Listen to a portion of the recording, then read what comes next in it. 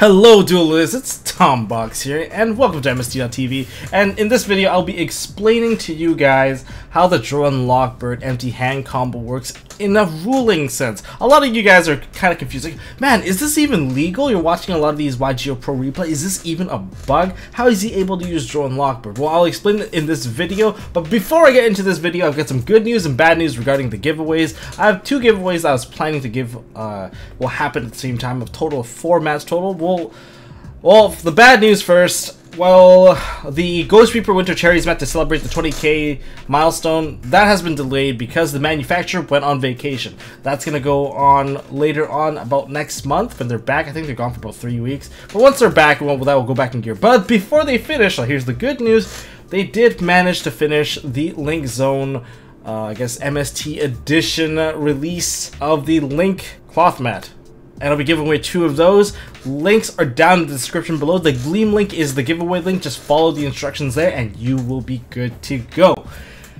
Anyways, about Droll and Lockbird empty hand combo. Now, how does it actually work? Hey, how are you actually able to use Droll and Lockbird? I guess this video is more about the rulings on Droll and Lockbird itself. Now, one key thing to note here is Droll and Lockbird is a quick effect. Most hand traps, or if not all hand traps, are definitely not trigger effects because you can chain it onto things, and by that definition they're spell speed 2. Quick effects and traps and quick play spells, they're all spell speed 2, they're all considered fast effects, and this whole fast effect thing comes into play. So why am I talking about this strategy all of a sudden? Well, this is because Droll and Lockbird has been coming back on the map thanks to Trick Stars. Trick Stars, 3 things to happen. Either you kick their ass when you're playing against them. Second thing that can happen is, well, they FTK you because they got the nuts, and you just don't have the hand traps. And the third thing is they rip your hand apart using Droll and Lockbird of all things. But how does that work? The first thing you guys might be wondering is like, yeah, sure, they run a bunch of Disturbance Strategy, Trickstar Reincarnation, and all those cards have effects where they put away your hand and count the cards in your hand, and then you draw the same amount. But how is it so that they can make it so that I can't draw? And that's thanks to Droll and Lockbird because it prevents the cards from being added. But the first question that comes to mind that everyone asks is, doesn't Droll and Lockbird have to activate right behind the effect that the card added to hand? And if you chain from there, isn't it a bit too late? The answer is no. That's not how Droll and Lockbird works. Droll and Lockbird is a fast effect, it's a quick effect, it is a spell speed 2, and by that definition, it can change in response to something. But when you respond to something, you don't actually have to respond right away. You can respond later in the chain to the same stuff. Okay? Let me give you a couple of examples that we have all already accepted. Okay? So, starting off with the most basic one, I activate reinforcements of the army to add a Stratos to hand.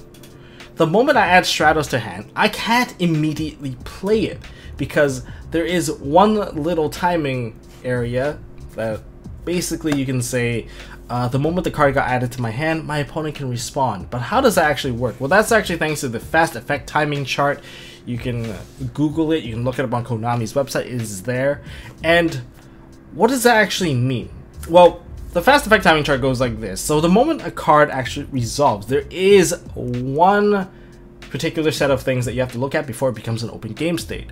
And during that time, your opponent will be responding to the very last action, or the very last thing that resolved, and in this case it will be Stratos being added to hand. So if my opponent has a Mind Crush, he can activate Mind Crush before it goes into an open game state. So what happens is, the moment word resolves, I send it to the graveyard, I have Stratos in my hand, and to break it down step by step, the first thing to check is there any trigger effects that activated thanks to, well, my card being activated? If not, we move forward. If there is, say, the combination of Soul Absorption and Macrocosmos, when my reinforcements of the army got banished, then it will trigger the Soul Absorption, and then we'll go into chain rules, and then my opponent can be like, Mind Crush, and then I would lose my Stratos, and that would hurt. But if there's nothing, like if there's no trigger effect, then the first thing that happens is it goes to me as the turn player. Do I want to activate a fast effect? And no. If not, then it passes, basically passes priority to my opponent to see if they want to activate a fast effect. And in this case, it would be the Mind Crush. So yeah, just because I added a card to hand, I can't just immediately summon it. There is this so-called response window to the last thing that happened, and that is actually referring to, well, the whole card resolution and how the whole mechanic works. Now, let me give you another example regarding the battle phase and how multiple cards are activated.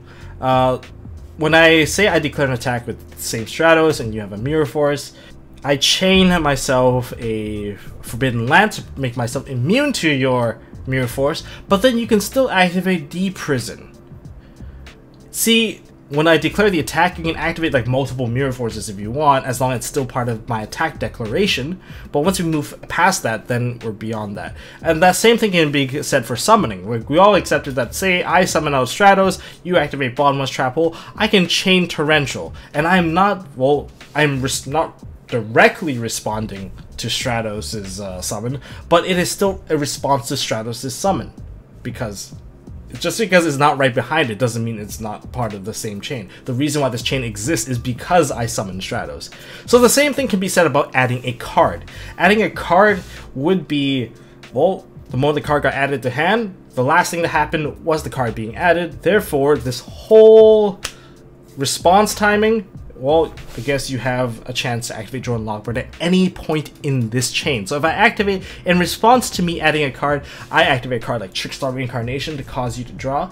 And then if you don't have any response and it goes back to me, then I activate in chain the Droll and Lockbird.